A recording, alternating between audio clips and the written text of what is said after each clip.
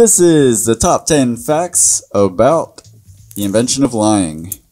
Because this episode is all about lying, 3 of these facts are going to be lies, and you'll never know which 3. Let's start with number 10, Louis C.K.'s canceled beard.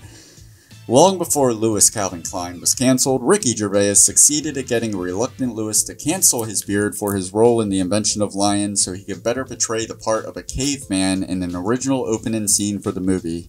Louis Calvin Klein cut his beard and the editors cut the caveman scene. Number 9, Jerk Off.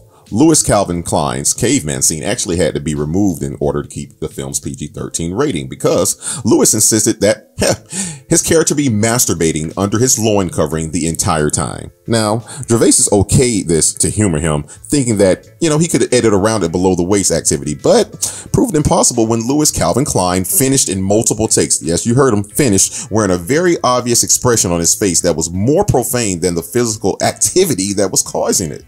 Oh, Louis Calvin Klein. Number 8, the original title. The Invention of Lying was originally titled This Side of the Truth. Alternate title. The Invention of Lying was released under its original title in France, but was released on DVD as Mythoman, a play on the French word mythomane, which means pathological liar. Number 6. Pardon my French. You fucking umpire? Yeah! Yeah. Number 6. Pardon my French. Ricky Gervais' character is named Marc Bellicin, which is displayed on his office door as M. Bellicin. This, of course, resembles the word embellish or the French word embellisson, I'm assuming, which means someone who beautifies reality or embellishes. Number 5. Woody gets stiffed. Woody Allen was initially tapped for Gervais' role, writing, directing, starring in The Invention of Lying in 2007 when the script was first pitched. Due to production delays, he eventually had to step down to shoot his film, Whatever Works, with Larry David. And number 4, this movie was not supposed to happen. Matt Robinson's original script for This Side of the Truth was included in 2007's blacklist of unproduced screenplays most liked by Hollywood producers.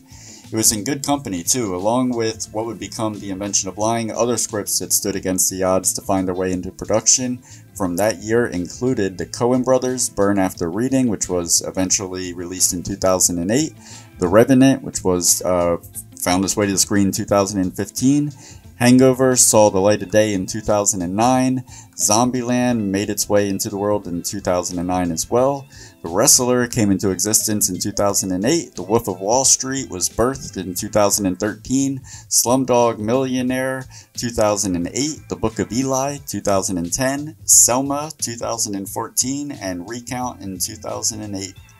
Wow. Number 3. Directorial debut. The Invention of Lying was Ricky Gervais' feature film directorial debut. He was no stranger to directing, having directed his breakout series, The Office, as well as his other show, Extras, along with a few other series and short films. Number 2, My Chemical Romance. An accident in craft service led to a very brief romantic encounter between Tina Fey and Rob Lowe on the set of The Invention of Lying.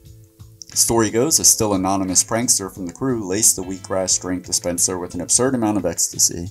Fey and Lowe, being the only ones who drank the wheatgrass, needless to say, were feeling really good. Long story short, when it was time for them to be on camera and they were nowhere to be found, their PAs began frantically searching, eventually finding them unclothed and in a compromising position in a grip truck.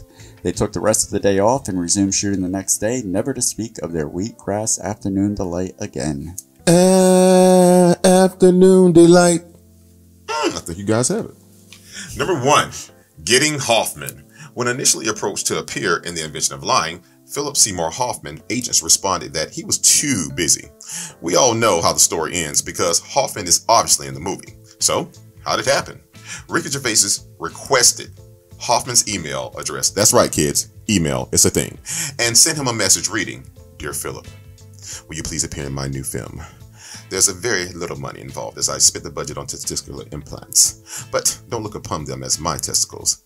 Look at them as our testicles." I mean, how can you say no to that? Marco. Oh, I'm so glad you didn't. His world as the bartender is so funny. Marco! What if I told you I was German? Guten Tag! All right, which facts do you think were the lies? Let us know in the comments. There were 3 of them. Something about that wheatgrass just didn't taste right. I don't know. Rob Lowe and Tina Fey are both very attractive. I could see them in a compromising position. Gosh.